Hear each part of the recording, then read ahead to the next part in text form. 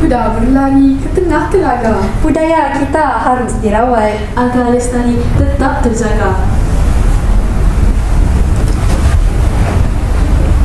Assalamualaikum warahmatullahi wabarakatuh dan salam sejahtera. Yang dihormati barisan hakim yang tentunya menjadi teraju kebenaran, ahli-ahli panel dan seisi dewan sekalian. Alhamdulillah, bersyukur kehadrat ilahi kerana dengan limpah kurnianya dapat kita bersua di pagi Limala yang indah ini. Saya, Nur Adriana Dahlia, akan mengerusikan forum perbincangan kita pada hari ini. Baiklah hadirin sekalian, sebelum saya memperkenalkan ahli-ahli panel kita, lebih molek sekiranya saya mengupas tentang mauduk perbincangan kita pada hari ini, iaitu warisan budaya terkesan di jiwa.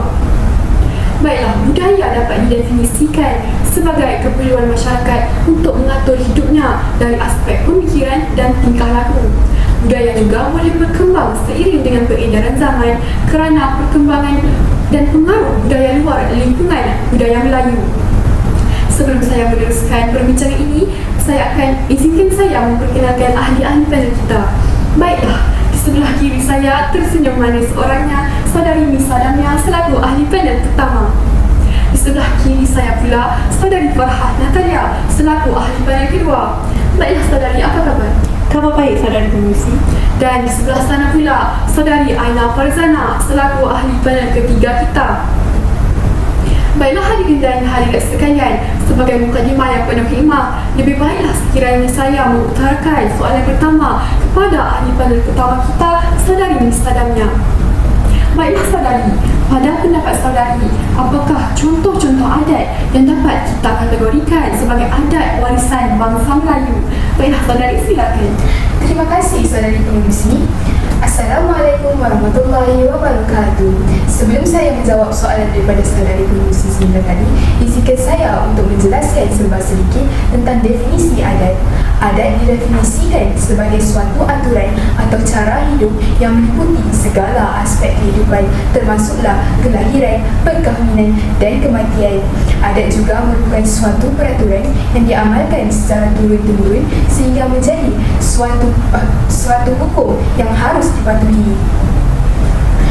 Seperti yang saya katakan sebentar tadi, adat merangkumi seluruh aspek kehidupan termasuklah kelahiran. Antara adat orang Melayu yang sering diamalkan selepas melahirkan anak adalah bayi lelaki akan diazankan di kedua-dua belah tunganya, manakala bayi perempuan pula akan diikomatkan. Kebiasaannya, datuk atau bapa bayi tersebut yang akan melakukan upacara ini. Selain itu, terdapat juga adat yang memerlukan ibu bayi tersebut untuk berpantang selama 40 hari. Saya teruskan lagi dengan adat perkahwinan golongan Melayu yang masih kekal sehingga kini, seperti barangan antara pengantin perlu amatlah digalakkan untuk diberi dalam bilangan ganjil. Sebagai contoh, 7 dalam hantaran dibalas dengan 5 dalam hantaran. Seterusnya, umum mengetahui bahawa masyarakat Melayu kaya dengan warisan seni budaya, termasuklah dari aspek muzik, tarian dan alatan muzik.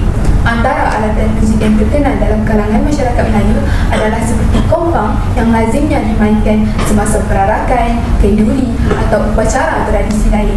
Bagi aspek muzik Melayu pula, antara muzik Melayu yang terkenal di negara kita adalah Dondang Sayang yang amat terkenal di negeri Melaka. Dondang Sayang dipersembahkan dalam bentuk pantun dan dinyanyikan secara berpasangan. Selain itu, kaum Melayu juga terkenal dengan berbagai jenis tarian. Antara tarian yang terdapat dalam budaya Melayu adalah tarian Ina yang dipersembahkan dengan penuh demah gemalai. Sekian daripada saya serahkan semula perbincangan kita kepada Saudari Dahlia. Baiklah, terima kasih Saudari Nisa Damia selaku ahli panel pertama di atas isi yang dilontarkan sebentar tadi. Baiklah hadirin dan hadirat sekalian, kesimpulan awal yang dapat saya lakukan ialah budaya Melayu, khususnya adat Melayu, mempunyai pelbagai keunikan dan keistimewaan yang tiada tolak tandingnya dengan budaya luar. Baiklah, bagi meneruskan forum perbincangan kita pada hari ini, saya akan mengajukan soalan kepada Saudari Farhah Natalia selaku ahli panel kedua kita. Baiklah saudari, pada pemahaman saya, makanan dan pakaian tradisional masyarakat Melayu masih diamalkan sehingga kini walaupun dengan peredaran zaman yang agak ketara. Baiklah saudari, adakah benar pernyataan tersebut? Ya, benar kata saudari. Seperti yang telah diperkatakan oleh saudari pengurusi sebentar tadi, makanan tradisional amat popular dalam kalangan masyarakat kita di Malaysia yang kaya dengan adat dan budaya. Terdapat berbagai makanan tradisional mengikut adat masing-masing di Malaysia. Tetapi pada hari ini saya akan mengulas serba sedikit tentang makanan masyarakat Melayu. Makanan masyarakat Melayu terbahagi kepada dua jenis, iaitu makanan kering dan makanan basah. Makanan tradisional ini boleh diibaratkan seperti tak lapuk dek hujan, tak lekam dek panas. Nasi lemak merupakan salah satu hidangan yang dijual di Malaysia, Brunei, Singapura dan Thailand Selatan. Di Kuala Lumpur, hal itu disebut hidangan kebangsaan warisan kebangsaan Malaysia. Bukan itu sahaja, kuih bahulu juga amat popular dalam kalangan masyarakat kita. Pada zaman dahulu, kuih bahulu dimasak dan dibakar menggunakan sabut kelapa. Namun, pada zaman kini, kuih bahulu hanya dibakar menggunakan ketuhar. Selain itu, ketupat pula dihidang semasa Hari Raya Aidilfitri. Ketupat ialah sejenis hidangan daripada nasi atau pulut dan dibungkus menggunakan daun kelapa dan direbus di dalam periuk. Saya teruskan perbincangan kita dengan pemakaian tradisional orang Melayu. Baju tradisional orang Melayu merujuk kepada baju tradisional yang dipakai oleh masyarakat Melayu, terutamanya baju kurung dan baju Melayu. Selain itu, termasuk juga baju kebaya, kain sarung, samping dan selendang. Pemakaian orang Melayu kini lahir daripada pertumbuhan dan perkembangan pakaian orang dahulu kala melalui proses ubah-ansur. Proses ini bukan sahaja berlaku akibat peradaban awal masyarakat di tempat itu sendiri, malahan lebih penting daripada pengaruh pedagang luar seperti China, India, Arab dan Eropah. Pakaian kaum lelaki yang masih popular pada zaman kini ialah baju Melayu, manakala pakaian wanita pula ialah baju kurung Kedah, baju kurung Pahang, baju kebaya pendek dan baju kebaya panjang. Selain itu, terdapat juga pakaian klasik yang seperti baju Puteri Perak, baju Minangkabau, baju Mandora dan Cik Siti Wan Kubang. Sekian sahaja daripada saya serahkan semula kepada saudari pengurusi. Baiklah, terima kasih kepada saudari Natanya atas isi yang cukup jelas sebentar tadi. Baiklah ahli dewan sekalian, kita telah pun mendengarkan budaya Melayu dari aspek adat, makanan dan pakaian. Sekarang kita akan beralih fokus kepada aspek budaya dan permainan tradisional. Baiklah saudari Aina Farzana, selaku ahli panel ketiga kita, adakah bahasa dan permainan bangsa Melayu masih dititik beratkan sehingga kini? Baiklah saudari, silakan. Terima kasih saudari pengerusi atas soalan yang diajukan sebentar tadi. Bahasa Melayu sememangnya telah lama wujud dan menjadi lingua franca sejak berabad-abad tahun yang lalu di Kepulauan Melayu. Bahasa Melayu ini telah menjadi bahasa dalam urusan seperti pemerintahan dan perdagangan pada ketika itu. Bahasa ibuda kita ini telah tersebar secara meluas melalui proses pertumbuhan dan perkembangan politik, perdagangan dan penyebaran agama. Sementara bahasa Melayu ini diimplementasikan oleh masyarakat kini, namun penggunaannya amatlah berbeza berbanding dengan penggunaan bahasa Melayu klasik. Hal ini diperkatakan kerana penggunaan bahasa Melayu moden telah banyak meminjam perkataan-perkataan dari bahasa-bahasa lain. Sementara pula, bahasa Melayu yang dianggap sebagai bahasa kebangsaan ini telah terbuka kerana adanya anasir-anasir dari luar seperti bahasa Inggeris. Andai ditinjau penggunaan bahasa Melayu pada masa kini, nampak seolah-olah telah dianaktirikan oleh penggunanya sendiri. Seterusnya, permainan tradisional masih lagi dimainkan oleh masyarakat pada masa kini. Banyak permainan popular yang masih lagi dimainkan oleh masyarakat kita seperti congkak, sepak bola ayam dan tarik upin. Walau bagaimanapun, masyarakat kita lebih gemar untuk bermain permainan video secara dalam talian kerana grafiknya yang berwarna-warni menarik perhatian mereka. Oleh hal yang demikian, permainan tradisional ini semakin dilupakan dan dipinggirkan oleh masyarakat kita sendiri. Namun begitu, masih ada lagi golongan muda yang masih lagi memainkan permainan tradisional ini pada waktu senggang mereka. Ini sahaja perkongsian daripada saya. Baiklah, terima kasih saudari Aina Farzana. Terima kasih saudari Farzana di atas isi yang cukup jelas sebentar tadi. Baiklah hadirin dan hadirat sekalian, saya akan meneruskan forum perbincangan kita dengan mengajukan soalan yang saya anggap sangat signifikan kepada saudara panel pertama kita, saudari Lisa Damia. Baiklah saudari, mengapakah kurangnya penekanan adat dalam masyarakat Melayu kita sendiri? Terima kasih saudari pengerusi. Soalan yang cukup menarik daripada pengerusi kita pada hari ini. Isu tentang adat atau budaya bangsa Melayu yang selama ini mengangkat dan membentuk peradaban bangsa yang kian terhakis semakin mendapat perhatian ramai. Namun, tiada sebarang titik beluh yang dikeluarkan bagi mengelakkan isu ini daripada terus berleluasa. Terdapat beberapa faktor mengapa budaya Melayu semakin terhakis hari demi hari, seperti proses globalisasi yang menyebabkan kegiatan seni budaya tradisional semakin dilupakan. Akibat globalisasi, kita terdedah dengan perkembangan seni budaya asing secara meluas. Saudari, maafkan saya, izinkan saya untuk menselah. Persoalan saya, bagaimanakah seorang individu dapat mengikuti perkembangan seni budaya dunia kita yang terkini? Terima kasih saudari Aina atas soalan yang diajukan. Sebenarnya terdapat beberapa cara bagi seseorang individu itu untuk mengikuti perkembangan seni budaya tradisional asing seperti melalui laman sosial, contohnya aplikasi Instagram dan Facebook, ataupun melalui laman web seperti blog dan artikel. Seni dan budaya asing yang baru diperkenalkan lebih menarik minat orang ramai, terutamanya generasi muda. Misalnya, generasi muda lebih mahukan sesuatu seperti hip hop, breakdance dan tempo muzik yang lebih rancak. Akibatnya, saudari sekalian, seni budaya tradisional semakin dilupakan. Selain itu, adat dan budaya Melayu semakin lenyap dalam kalangan masyarakat Melayu itu sendiri akibat daripada kemajuan teknologi maklumat. Kemajuan teknologi maklumat yang mewujudkan permainan video lebih menarik perhatian orang ramai kerana lebih mudah dibuat turun pada bidang-bidang masak sahaja. Sebagai contoh, permainan badminton yang dapat dimainkan secara atas talian. Selain itu, permainan tradisional seperti wow, congkak dan gasing dikatakan sebagai satu permainan yang membosankan dan mengambil masa yang lama untuk menyediakannya. Seterusnya, kehidupan masyarakat kini yang semakin sibuk juga menjejaskan kebudayaan masyarakat kita. Hal ini demikian kerana kehidupan masyarakat kita yang sibuk menyebabkan masyarakat kita tidak mempunyai masa terluang untuk menghasilkan aktiviti melibatkan seni tradisional seperti lukisan batik dan menghasilkan tenunan kain songket.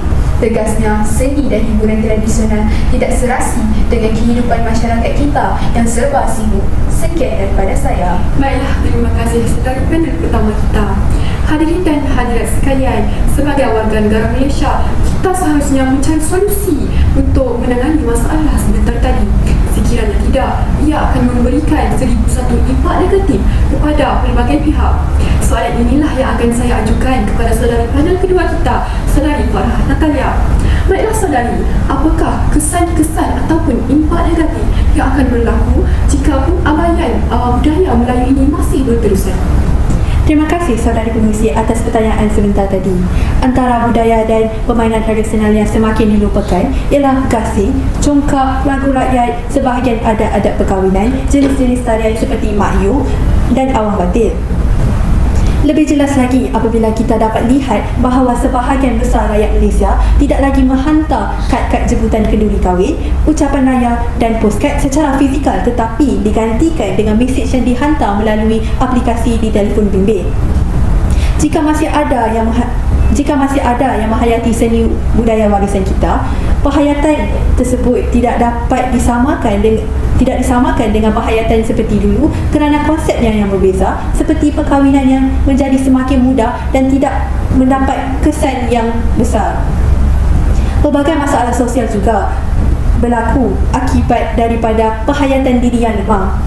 Makin hari budaya Melayu dilupakan dan diabaikan. Orang Melayu sendiri tiada keistimewaan lagi di tanah air sendiri sekiranya kita sendiri tiada usaha untuk mengatasi masalah seperti ini. Dikuatiri, jangka hayat warisan budaya kita akan pupus dalam masa 20 tahun lagi. Saya serahkan semula kepada saudari pengerusi. Baiklah, terima kasih saudari panel kedua kita, saudari Farah Natalia. Baiklah, untuk meneruskan forum perbincangan kita, saya akan mengajukan soalan kepada saudari Aina Farzana selaku ahli panel terakhir kita.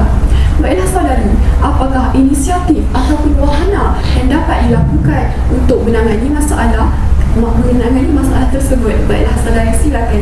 Terima kasih saudari penerusi. Baiklah, seperti yang semua ketahui, semua kaum dan bangsa di Malaysia sejak dahulu lagi telah menggunakan satu bahasa rasmi, iaitu bahasa Melayu. Kendati pun begitu, martabat bahasa Melayu dewasa ini semakin tergugat akibat pengabaian penggunaan yang betul dan tepat dari segi pemilihan perkataan, susunan ayat, ejaan dan tata bahasa.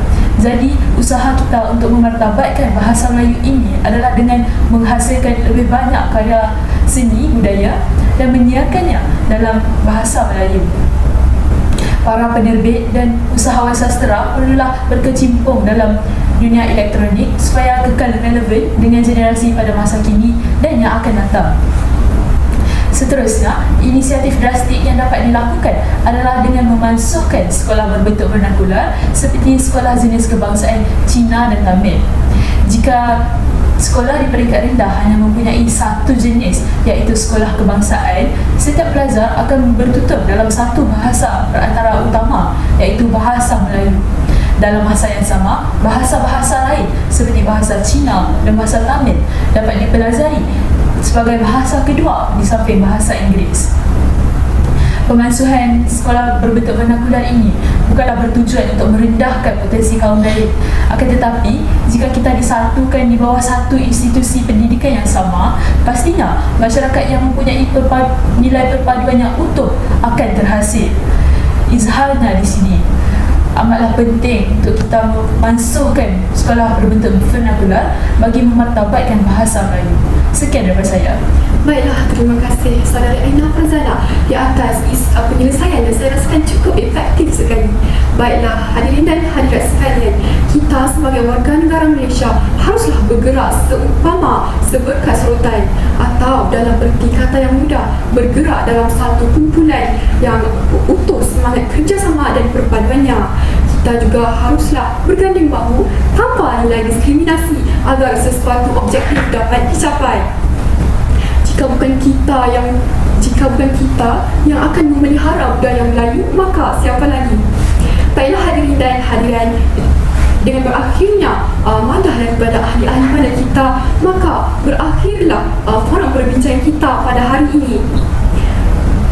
Saya berharap hadirin dan hadirat sekalian mendapat input dan nilai baharu daripada perkongsian kami.